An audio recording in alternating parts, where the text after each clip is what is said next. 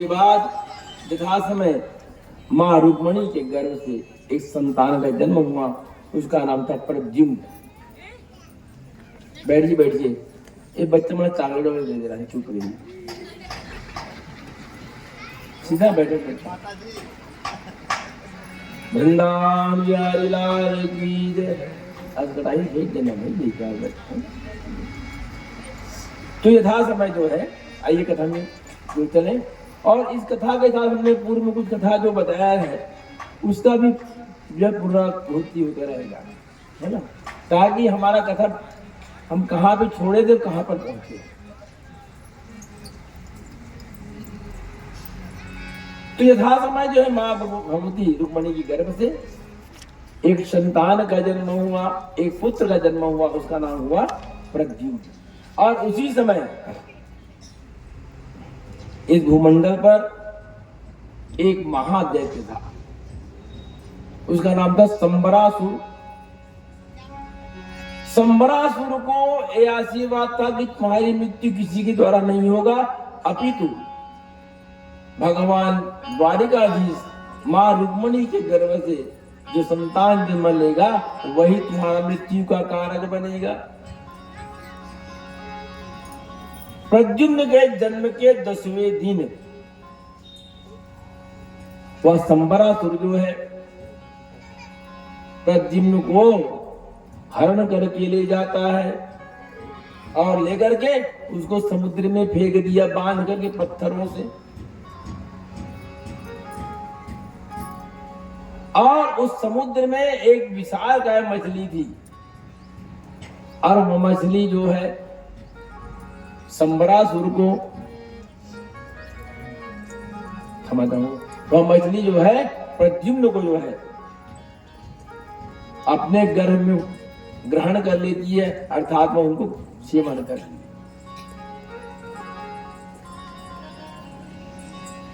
प्रद्युम्न द्वारिका से समुद्र, समुद्र से मछली गर्भ।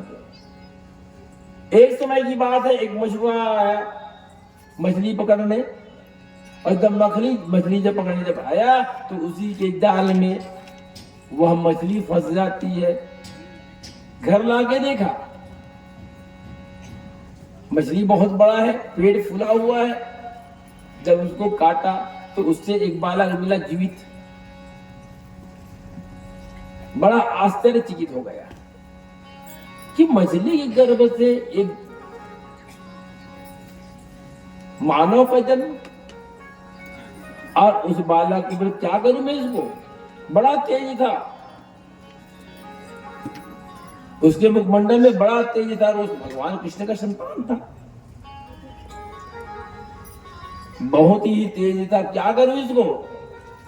उसको लेकर कहां दे दिया, वापस संबरासुर के पास। देखिए हम मृत्यु को बार बार जो है बचने का उपाय करते हैं। संबरासुर ने क्या कहा, सोचा कि प्रद्युम्न मेरा मृत्यु का कारक है, उसके द्वारा मेरी मृत्यु होगी, वह मुझको मार डालेगा। इसलिए प्रद्युम्न का हरण करके संबरासुर जो है उसको समुद्र में फेंका, समुद्र से मछली गर्भ में, और मछली गर्भ से वापस जो है संबरासुर के यहाँ। और उनके यहाँ जो है एक दासी थी, उसका नाम था मायावती। संबरासुर बोले इस बार देखो, उनको समझ नहीं आ रहा है कि यह मेरा मौत है और हम मृत्यु को अपने पास पाल के रखते हैं।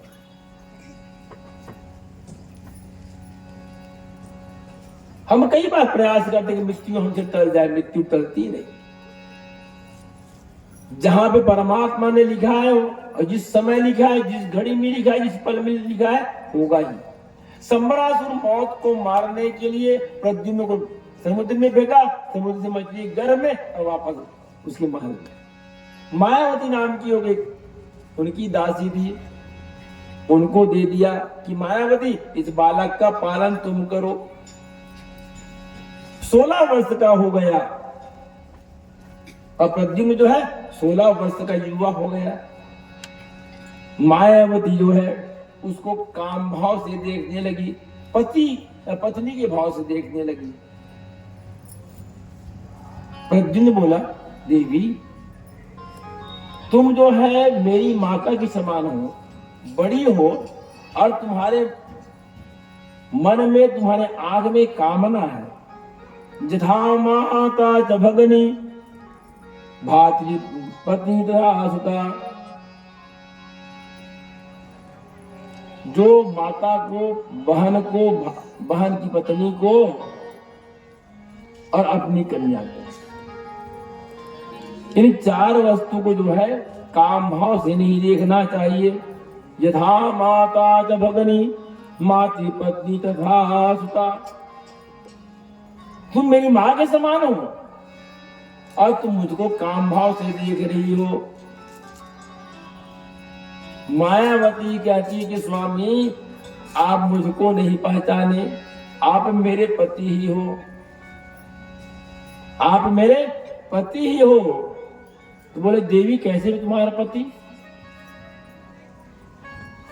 तो फिर वहां पे बताती है, ये हमने कथा में श्रवण किया था कि जब इस सृष्टि का जब निर्माण जब हुआ, तो सृष्टि के निर्माण में ब्रह्मा जी के द्वारा कामदेव का जन्म हुआ। उनके आग से संध्या, कामदेव और रति जो है वह भी ब्रह्मा जी की मानसिक सृष्टि में थे।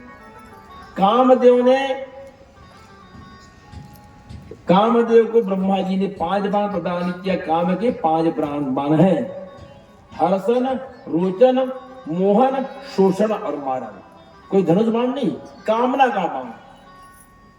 हम कामना में जब जाते हैं तो पहले हर्षित होते हैं, हमको रुचता है, हम सम्मोहित होते हैं, उससे हमारा शोषण होता है और कामना की वशीभूत होकर के अंत में हमको मृत्यु को प्राप्त हो जाती है। ब्रह्मा जी जब कामदेव को वह जन्म दिए तो कामदेव ब्रह्मा के उस वरदान को सही है कि नहीं है यह जानने के लिए देवलोक में अपने उस कामबाण का प्रयोग कर देते हैं। हर्षण, रोचन, मोहन, शोषण और मारण, पूरा वह देवलोक जो है काममय हो गया।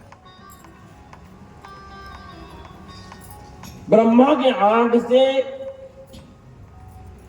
एक कन्या का जन्म हुआ था, उसका नाम था संध्या।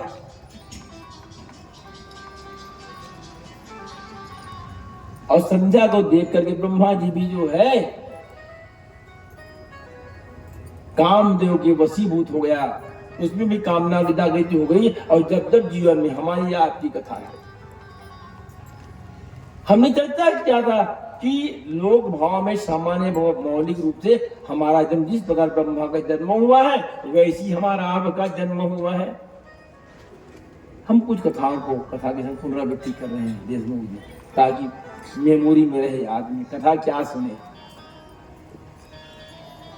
इस कथा का और जीवन का हमारा कैसा संबंध है, इसको जोड़ने का प्रयास करें। ब्रह्मा जी की उत्पत्ति नाभि कमल से,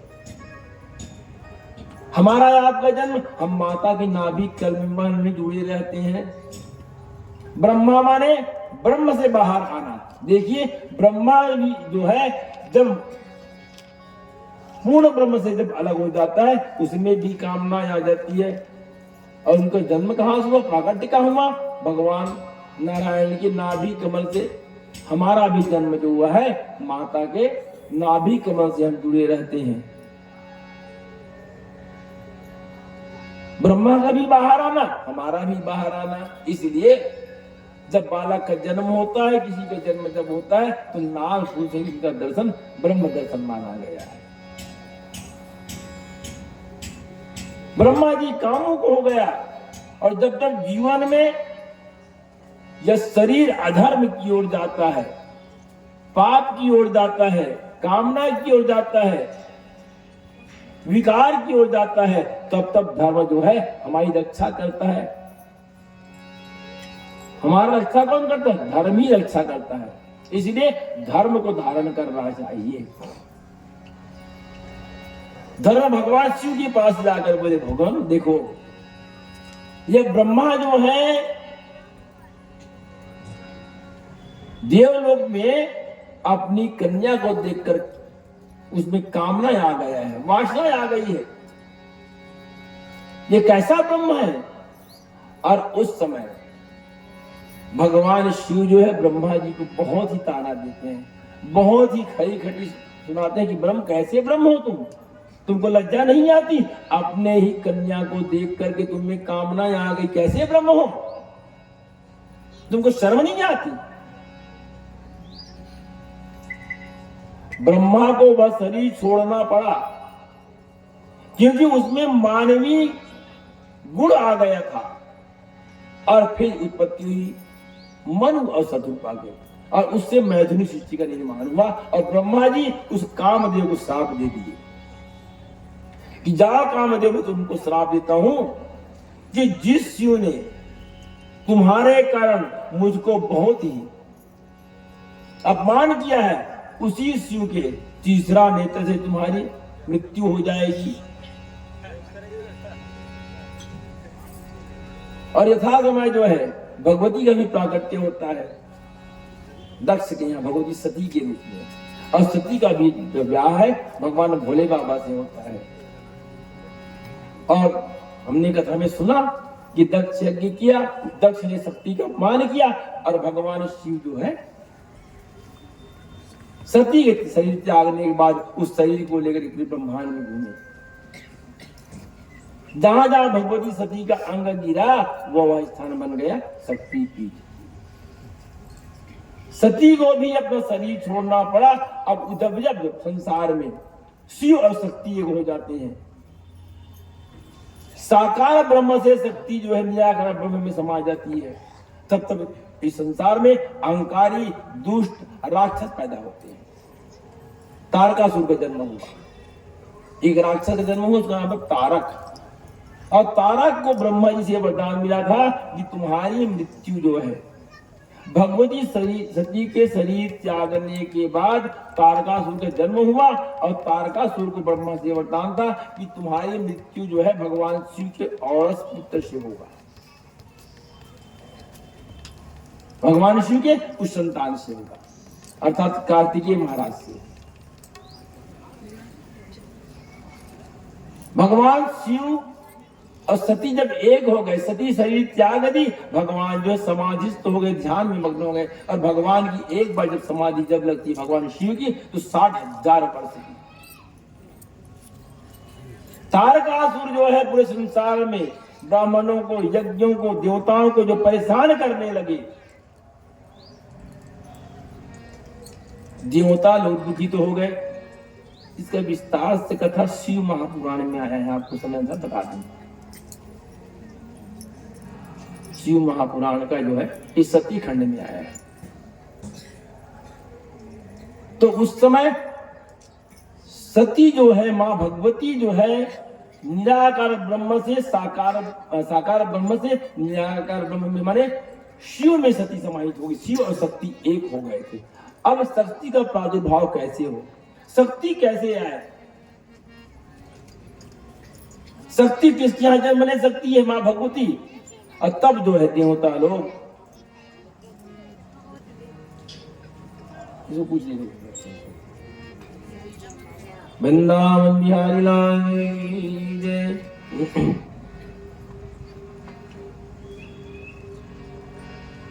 तारकासुर के आतंक से देवता, मनुष्य, ब्राह्मण, सन्यासी, संत, ऋषि सब पीड़ित हो गए। तब देवता लोग अब क्या किया जाए, क्योंकि भगवान शिव की समाधि एक बार जब लगती है तो 60,000 वर्ष का होता है। और सती जो है साकार ब्रह्म से निराकार ब्रह्म में शिव और शक्ति समाहित हो गए हैं। और इस तारकासुर को वरदान है, इस तारकासुर को वरदान है कि जो भगवान शिव का जो औरस पुत्र होगा कार्तिकेय महाराज, उससे इसकी मृत्यु होगी। जबकि अभी शक्ति जो है शिव में समाहित है, क्या किया जाए? शक्ति का प्रादुर्भाव कहाँ होना चाहिए, प्राकट्य कहाँ होना चाहिए? सब देवता लोग गए और देवता लोग जा करके पर्वतराज हिमाचल से प्रार्थना की, हिमालय राज आप एक काम करो, मां सती की, मां भगवती की कृपा प्राप्त करने के लिए जब तक भगवान शिव का ध्यान भंग नहीं होगा, सती का जो है शक्ति में पुनः प्राकट्य नहीं होगा माँ भगवती का, तब कब विवाह होगा, तो कब उनसे ब्याह होगा, तो कब संतान होगा। तारकासुर बड़ा चतुर था। देवता लोग पर्वतराज हिमाचल के पास गए, भाई महाराज आप एक काम करो, आप भगवती का आराधना करो, माँ भुवनेश्वरी का आराधना करो। देवी महापुराण 7वां स्कंद, माँ भगवती का आराधना करिए, ताकि माँ भगवती जो है शक्ति जो है वह साकार ब्रह्म के रूप में आपके यहाँ जन्म ले। और तब हिमाचल राज जो है माँ भगवती का आराधना करते हैं, तो यथा समय पार्वती के रूप में उनका प्राकट्य होता है। प्रेम बोले पार्वती मैया की जय, गौरी मैया की जय। प्राकट्य जब हुआ और जब जब शिव से शक्ति जब अलग जब हो जाती है, शक्ति जब अलग हो जाती है, तो भगवान शिव का ध्यान भंग हो जाता है, समाधि से वो अलग हो जाते हैं। क्योंकि जब तक हम में शक्ति है तब तक ही हम समाधि को प्राप्त कर सकते हैं, ध्यान को प्राप्त कर सकते हैं। साकार शरीर है तो व्याधि होगा, रोग होगा, लेकिन शक्ति जब अलग हो जाती है, माँ भगवती अलग हो जाती है, तो भगवान शिव का ध्यान भंग हो जाता है।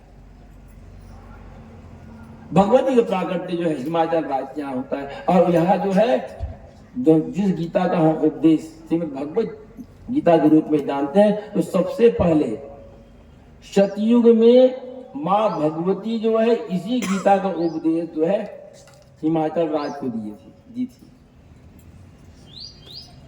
यह श्रीमद् भागवत जी के श्रीमद् देवी भागवत के 7वां स्कंद का 25वां अध्याय में है, जिसको देवी गीता कहा जाता है। माँ भगवती की आराधना किया हिमाचल राज, और जब प्रकट जब हुई तो बोले हिमाचल, ए हिमालय में तुम्हारे यहाँ कन्या बनकर जन्म लूंगी, मैं तुम्हारे यहाँ कन्या बनकर के जन्म लूंगी।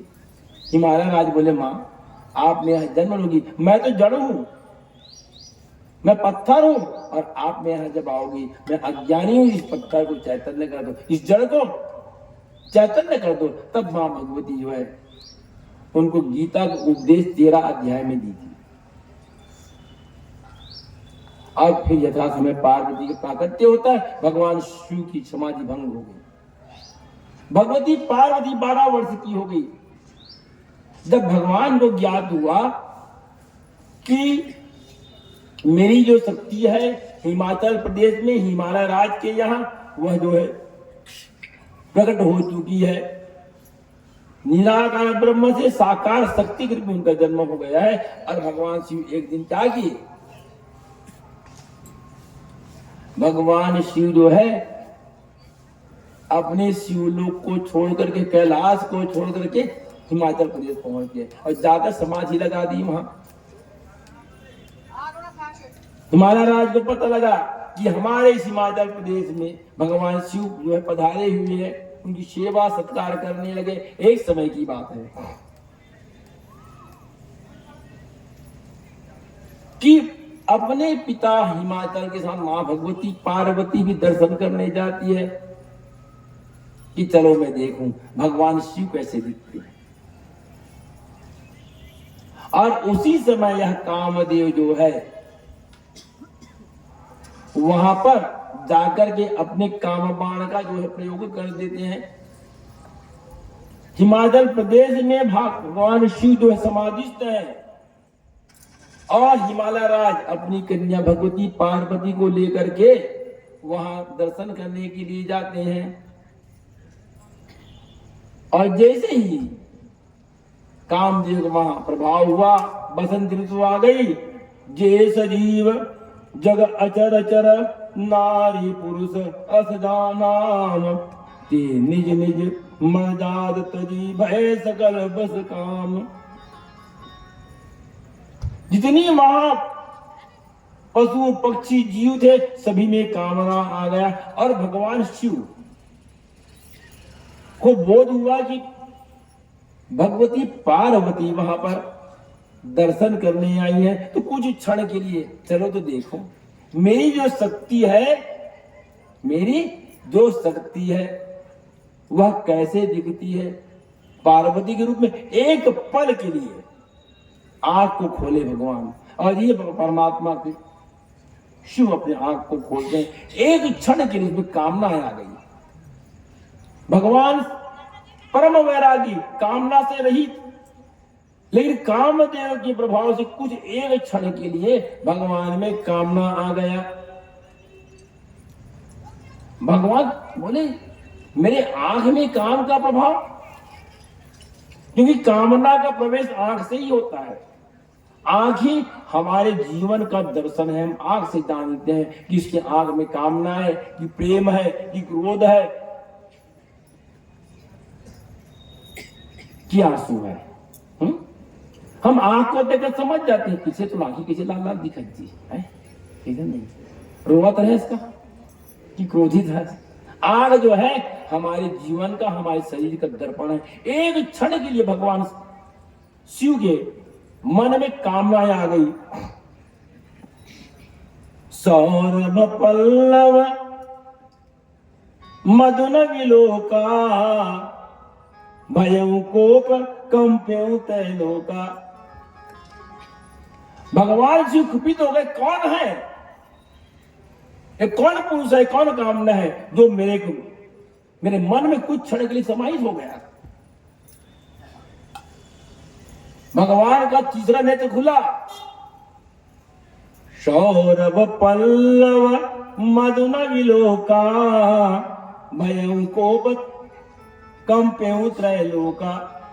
भगवान के तीसरा नेत्र खोलने से तब शिव लिए नयना उघारा, चितवन काम भयो जरि छारा। भगवान के तीसरा नेत्र के खोलने से वह कामदेव जो है भस्म हो जाता है। संसार से काम समाप्त हो गया, संसार से कामना समाप्त हो गई। अब संसार का काम कैसे चले? भाई कामना है तो संसार है, भले वो धन की कामना हो, विषय की कामना हो, पुत्र की कामना हो, संसार से कामना समाप्त हो गया।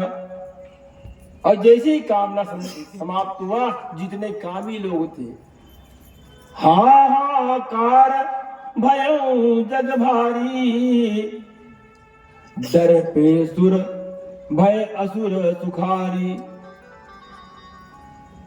जो त्यागी थे महात्मा से प्रसन्न हो गए, लेकिन अन्य लोग जो दुखित हो गए। कामदेव भस्म हो गया, भगवान शिव का कोप शांत नहीं हुआ। अब क्या होगा संसार का? अब कैसे चलेगा? देवता लोग आए, बोले भगवान आपने अच्छा किया, संसार से काम को भंग कर दिया, जला दिया। कामदेव भस्म हो गया। भगवान ने सबको आशीर्वाद दिया, और उसी समय जो है रोती हुई उनकी कामदेव की पत्नी रति आई। रहती करी, बोले भगवान मैं कामदेव की पत्नी हूं, और जब कामदेव नहीं रहेगा तो रति का संसार में क्या काम है? अपने आंचल में कामदेव के भस्म को लपेट कर लाई। बोले भगवान आप तो दाता हो, आप सबको देने वाले हो। आज मेरा पति जो है भस्म हो गया है, तो भस्म जब हो गया है तो एक पत्नी का पति के वियोग में क्या करना? भगवान जो कुछ समय के, कुछ क्षण के लिए क्रोध आया था, शांत हो गई। भगवान कहते हैं जब यदुवंश कृष्ण अवतारा हो, कृष्ण अवतारा। जब यदुवंश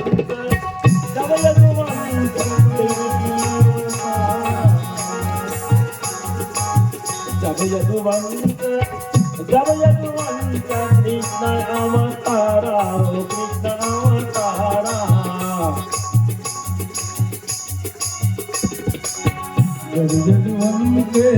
कृष्ण अवतारा हो, कृष्ण अवतारा, कृष्ण अवतारा। होई हरण महामही भारा,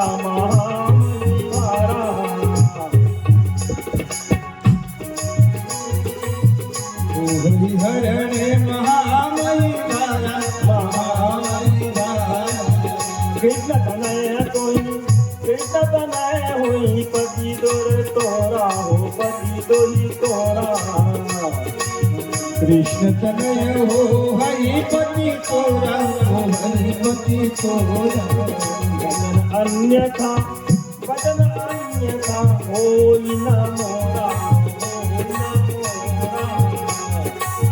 वचन अन्यथा तो है मोरा, तो है मोरा। भगवान की का बेटा सती को आशीर्वाद देती हूँ कि अब तुम जो है संसार में बगैर पति के व्यापक होगी। अभी तुम क्या करो, तुमको पति की जरूरत नहीं है, तुम्हारे केवल नाम से लोगों में कामनाएं आ जाएगी। और जब भगवान कृष्ण जब जन्म लेंगे तो उनके यहाँ यही कामदेव जो है जन्म लेगा और वही तुम्हारा पति बनेगा। और वही कामदेव जो है आज भगवान के यहाँ मां रुक्मणी के गर्भ से जन्म लेते हैं, और जिसको संबरासुर जो है हरण करके जन्म के 10-20 दिन हरण करके उसको यहाँ ले आता है। आज संबरासुर जो है बिल्कुल मस्त है, उनको मौत से कोई भय नहीं है, इसलिए कि आज मेरा मौत मारा गया, अभी तू मौत घर में पल रहा है? आज मृत्यु से मैंने जीत लिया। हम सबसे जीत सकते हैं लेकिन मृत्यु से नहीं। और मृत्यु है, मौत है, तभी हम जो है भगवान का नाम लेते हैं, ईश्वर का नाम लेते हैं, पूजा पाठ कराते हैं, जप आदि कराते हैं। मायावती कहती है, बोले कामदेव आप मेरे पति हो, आप ही मेरे कामदेव हो। और तब जो है प्रद्युम्न को जो है वह पति के रूप में वर्ण करती है, और वहां पर जो है अपनी शक्ति प्रदान करती है, और उस शक्ति के द्वारा जो है प्रद्युम्न संबरासुर को मार करके, जब तो प्रद्युम्न जो है आज 18-20 वर्ष का हो गया। प्रद्युम्न 18-20 वर्ष का हो गया, और प्रद्युम्न जो है फिर संबरासुर का वध करके अपनी पत्नी मायावती को लेकर दिव्य विमान से जो है द्वारका नगरी प्रवेश करते हैं। आज 18 वर्ष के हो गए हैं प्रद्युम्न, साथ में मायावती है। बिल्कुल भगवान के समान का शरीर, सांवला शरीर है, बिल्कुल भगवान का पुत्र था। जब पहुंचे तो रुक्मणी देखती है, रुक्मणी देखती है ये अगर मेरा बेटा जो होता तो इतना ही बड़ा होता। रुक्मणी नहीं जा रही कि यह मेरा पुत्र है, यह पुत्र वधू है। मन ही मन रोने लगी, अगर मेरा बेटा होता तो आज 18 साल का इतना ही बड़ा होता। भगवान कृष्ण बोले कि रुक्मणी यह तेरा ही पुत्र है। अब तब जो है मां रुक्मणी उसको अपने गले से लगाती है, और इस प्रकार जो है प्रद्युम्न और रुक्मणी भगवान कृष्ण का सुंदर मिलन होता है। देवता लोग फूलों की वर्षा करने लगे प्रद्युम्न के ऊपर, और सुंदर सा भजन उसके बाकी कथा की आगे बढ़ेंगे। भगवान के अन्य विवाह है उसकी चर्चा करेंगे। भगवान कृष्ण के 16,108 विवाह हुआ, एक पत्नी हुई, विवाह 8 ही हुआ। उन कथा की ओर बढ़ेंगे। आइए सुंदर छोटा सा भजन। मेरा दिल तुझी पे कुर्बान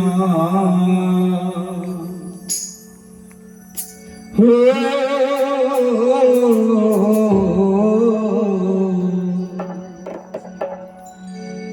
तमन्नाते नहीं तन्हाई से डरते हैं, तेरे प्यार से नहीं रुसवाई से डरते हैं। मिलने की बहुत चाह है मेरे प्यार, पर मिलने के बाद जुदाई से डरते हैं। उसकी आंखों में है, उसकी आंखों में है उनको मैं वीरा, और जुदाई का जहर पीकर फिर भी जी रहा। मुरलिया वाले रे सांवरिया प्यारे रे मुरलिया वाले रे सांवरिया प्यारे रे अब तो हो जा मेहरबान मुरलिया वाले रे अब तो हो जा मेहरबान मुरलिया वाले रे अब तो हो जा मेहरबान मुरलिया वाले रे सांवरिया प्यारे रे मुरलिया वाले रे सांवरिया प्यारे रे अब तो हो जा मेहरबान मुरलिया वाले रे अब तो हो जा मेहरबान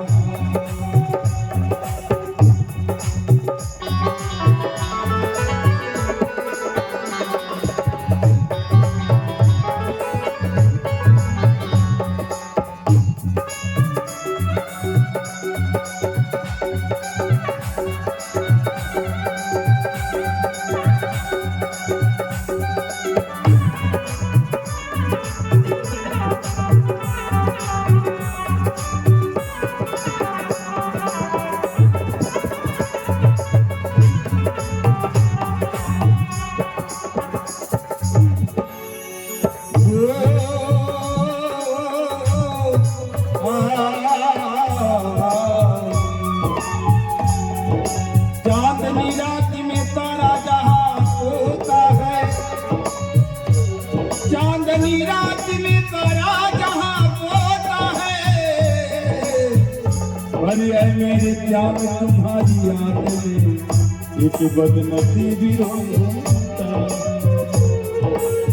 देखी है जब तेरे तस्वीर देखी है जब तेरे तस्वीर तब से बदल गई है तकदीर में तब से बदल गई है तकदीर में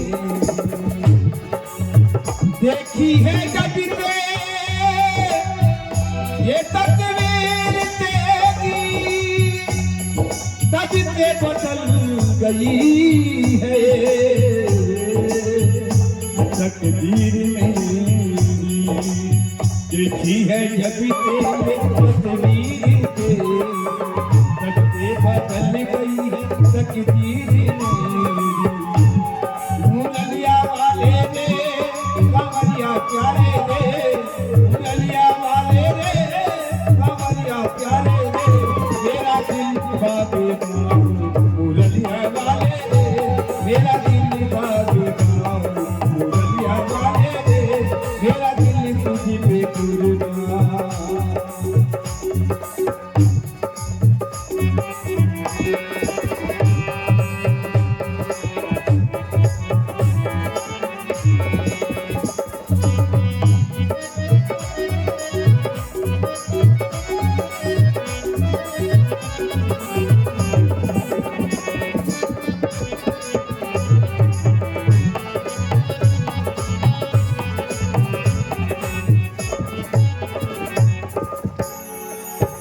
मैं तो तेरा एक दीदार चाहूं दीवाना तेरा तेरा प्यार चाहूं मैं तो तेरा एक दीदार चाहूं दीवाना तेरा दीवाना दीवाना दीवाना तेरा एक तेरा प्यार चाहूं मैं तो तेरा एक दीदार चाहूं दीवाना तेरा तेरा प्यार चाहूं मुरलिया वाले रे सांवरिया प्यारे रे मुरलिया वाले रे सांवरिया प्यारे रे मेरे दिल की तू दुनिया मुरलिया वाले रे मेरे दिल की तू दुनिया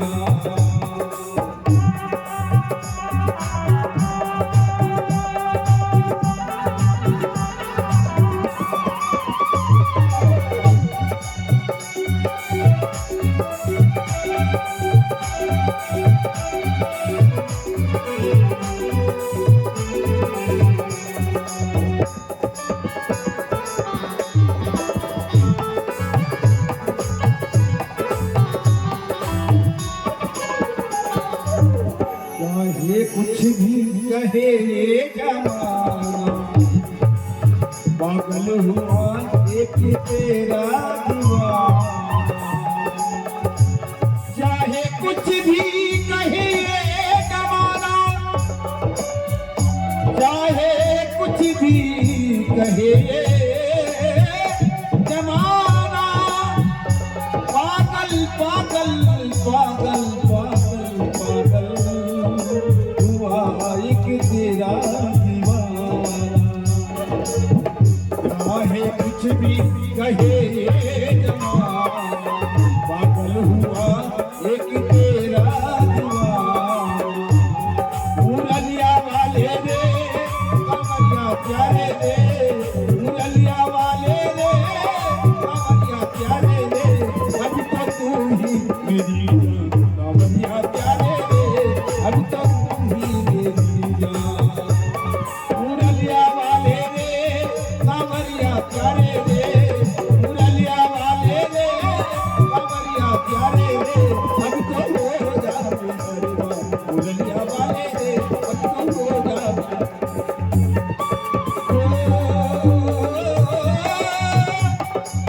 मुरलिया वाले बावरिया प्यारे, मुरलिया वाले बावरिया बावरिया बावरिया द्वारकाधीश भगवान की जय। सुखदेव भगवान कहते हैं राजन, इस प्रकार प्रद्युम्न जो है द्वारका नगरी में वापस आते हैं और फिर परीक्षित महाराज से भगवान, हमने सुना है कि भगवान कृष्ण की 16,108 रानियां थी, हम उसको जानना चाहते हैं कौन कौन। तो पहली रुक्मणी माता, फिर सुखदेव भगवान कहते हैं कि राजन उसी द्वारका नगरी में एक सत्राजित नाम का राजा रहा करता था। उस संपूर्ण द्वारकाधीश के राजा कौन थे?